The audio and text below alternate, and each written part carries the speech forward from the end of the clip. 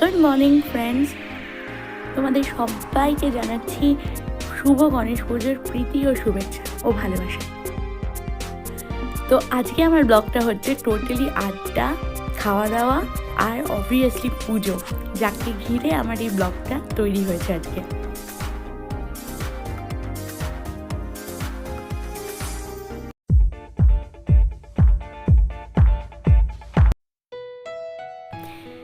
তো আগের ব্লগে আমি বলেছিলাম যে আমি কোনখান থেকে মেহেন্দি কিনেছি, আমি দেখিয়েওছিলাম। তো আমি মেহেন্দিটা কিনেছিলাম টিজের জন্য। তো টিজ স্পেশালে আমরা প্রত্যেক বছরই আমি আর শর্মিষ্ঠা দিই দুজনকে মেহেন্দি পরাই।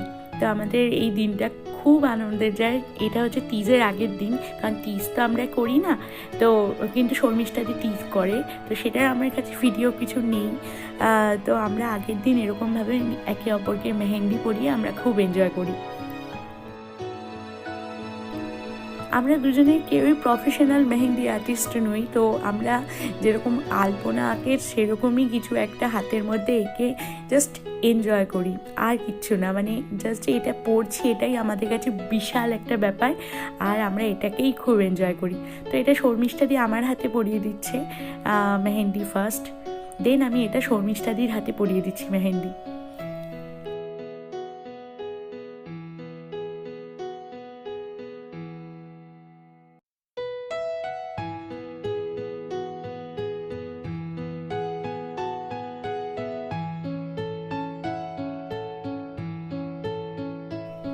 এখানের মেহেন্দিতে ভীষণ পরিমাণে কালার থাকে, তার জন্য দারুণ কালার এসছে, খুব সুন্দর লাগছে। তাহলে আমি এবারে চলে আসছি আমার পরের দিনের গণেশ পুজোতে। গণেশ পুজো আমার শ্বশুরবাড়িতে অনেক বড় করে হয়, যদিও এবারে হয়নি তেমনি বড় করে কিছুই। আর এখানে আমি যেহেতু বাইরে থাকি, আর আমি যেহেতু পূজা করতে খুব ভালোবাসি, ইভেন আমার বড় আর আমার যেহেতু বাচ্চাও খুব ভালোবাসি এসব, এর জন্য আমি এখানে প্রত্যেক বছর গণেশ পূজা, বা আমি আগেও বলেছি যে নানা রকমের পূজা করবার চেষ্টা করি। তো এরকমভাবে আমরা গণেশ পূজাটা করেছি।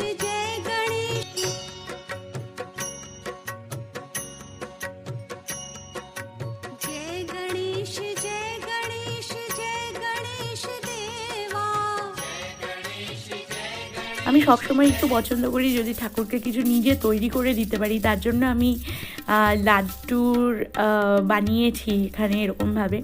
তো লাড্ডু তৈরিটা আমি একটুখানি দেখিয়ে দিচ্ছি। তো লাড্ডু তৈরির জন্য সবার প্রথমে চাই একটা ভালো মানে হাতা বা ঝরা, যেটা দিয়ে লাড্ডুর বুন্দিগুলো যেখান থেকে পড়বে সেটা যেন একদম সুন্দরভাবে পড়ে। তো আমার কাছে যেহেতু সেটা ছিল না, তার জন্য আমি এরকমভাবে হাতাটা তৈরি করে নিয়েছিলাম। তো আপনি যদি আপনার বাড়িতে যদি এরকম কিছু না থাকে ওই হাতা টাইপের, তাহলে আপনি এরকমভাবে হাতা তৈরি করে নিতে পারেন। আর হাতা তৈরি করবার পর মানে ওই ফয়েল পেপার লাগানোর পর এটাকে এরকমভাবে ফুটো করে আপনি খুব সহজে এরকম একটা সুন্দর হাতা তৈরি করে নিতে পারেন, খুব মজাদার।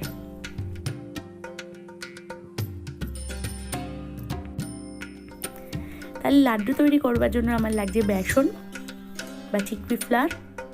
প্রথমে আমি এটাকে একটু স্টেন করে নিচ্ছি যাতে ভিতরে কোনো দানা না থাকে। এরপর আমি এর মধ্যে জল দিয়ে ভালোভাবে এটাকে ফেটিয়ে নেব। দেখুন কনসিস্টেন্সিটা হবে ঠিক এইরকম।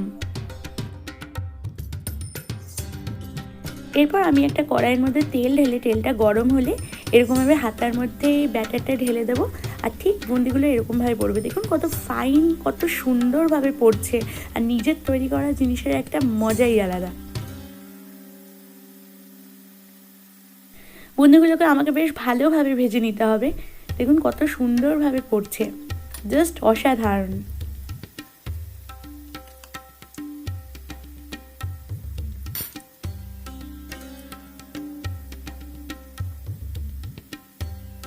বুন্দিগুলো আমার ভাজা হয়ে গেছে, এবারে আমি এটাকে তুলে নিচ্ছি। এখানে আমি ছাঁকনি ইউজ করছি, আপনার কাছে যদি ওরকম ফুটো হাতা থাকে তাহলে আপনি ইউজ করতে পারেন, বাট আমার কাছে নেই বলে আমি সেটা ইউজ করতে পারছিলাম না।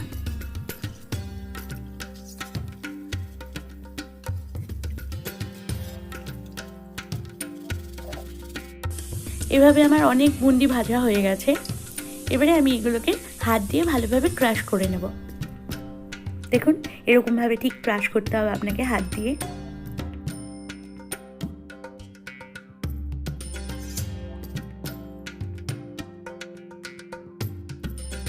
হাত দিয়ে ক্রাশ করা হয়ে গেছে। এবারে আমি চিনির শিরা তৈরি করে নেব। চিনির শিরা তৈরি করতে আমি কড়াইয়ের মধ্যে দিয়ে দিলাম চিনি আর দিয়ে দেবো জল, আর এর মধ্যে কালার ঢেলে দেবো। কালারটা টোটালি অপশনাল, বাট কালারটা দিলে আপনার লাড্ডুর টেক্সচারটা অসাধারণ সুন্দর দেখতে লাগে।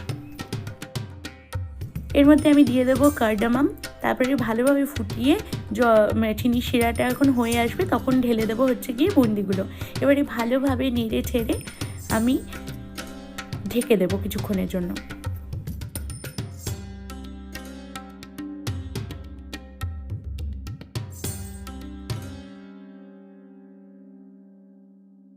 দেখুন কত সুন্দর এটা রসটাকে টেনে নিয়েছে। এরপর আমি দিয়ে দিচ্ছি, এখানে আমি পেস্তা ইউজ করেছি, আপনি নানান ধরনের বাদামি দিতে পারেন। আর আমি দিয়ে দিয়েছি মেলন সিডস। এটাকে আমি ভালোভাবে নাড়িয়ে চাড়িয়ে ঠান্ডা করতে দেবো, যাতে লাড্ডু আমি পাকাতে পারি সেই রকম গরম থাকবে, মানে খুব একটা বেশি গরম থাকবে না। আজকে আমি একদম সকালবেলা উঠে গেছি, উঠে আমি লাড্ডু তৈরি করেছি। প্রথমে আমি আজকে 7টার সময় উঠেছি, মোটামুটি সব পরিষ্কার করে আমার মোটামুটি আর 9:30টার মধ্যে লাড্ডু হয়ে গেছিলো।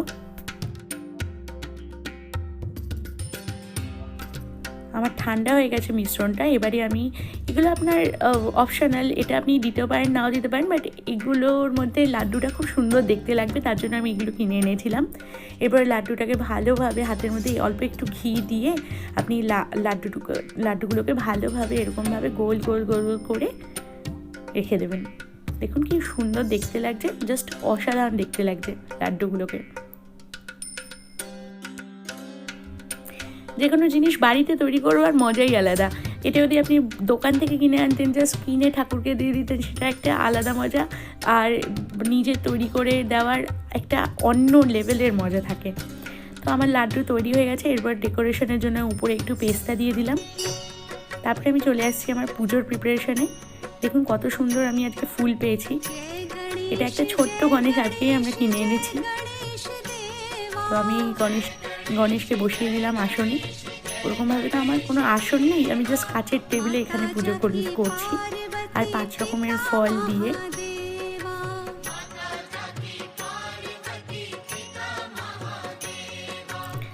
দেখুন এখানে আমার ছেলে মানে খুব খুশি, মানে পুজো হচ্ছে বাড়িতে, বাচ্চারা এমন খুশি হয়, ও ভীষণ খুশি। আর গণেশকে কিছুতেই ওর আসনে থাকতেই দেবে না, জয় গণেশ গণপতি বাপ্পা মরিয়া করে বারবার ছুটে যাচ্ছে, আর গণেশকে তুলেই নম করছে, বারবার চুমু খাচ্ছে, নম করছে।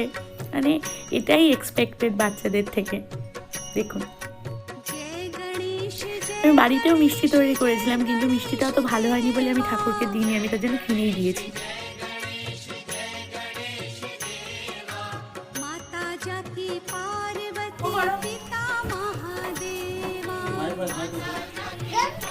আমাদের বাড়িতে মানে আমার শ্বশুরবাড়িতে যেহেতু ঠাকুরমশাই দিয়ে পুজো হয়, এখানে তো ওরকমভাবে ঠাকুরমশাই পাওয়া অসম্ভব ব্যাপার।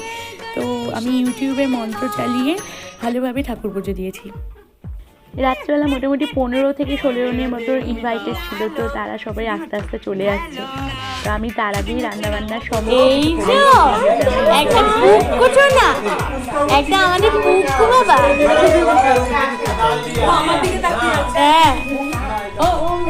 খুব মিষ্টি দেখতে হয়েছে, দুই ভাইকেই একদম মিষ্টি মিষ্টি দেখতে। পুজোতে আমরা কিছু ফটোগ্রাফ তুলেছি, মানে আমি তো ইভেন শাড়ি পরে খুব ফটো তুলেছি। আমরা সবাই মিলে ফটো তুলেছি, কিছু ফটোগ্রাফস আমি শেয়ার করছি।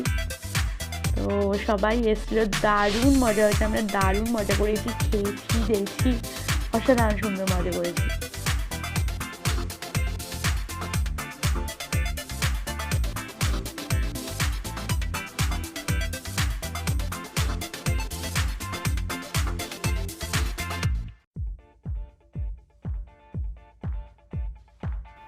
তো বন্ধুরা, আশা করি আমার ভিডিওটা আপনাদের ভালো লেগে থাকবে।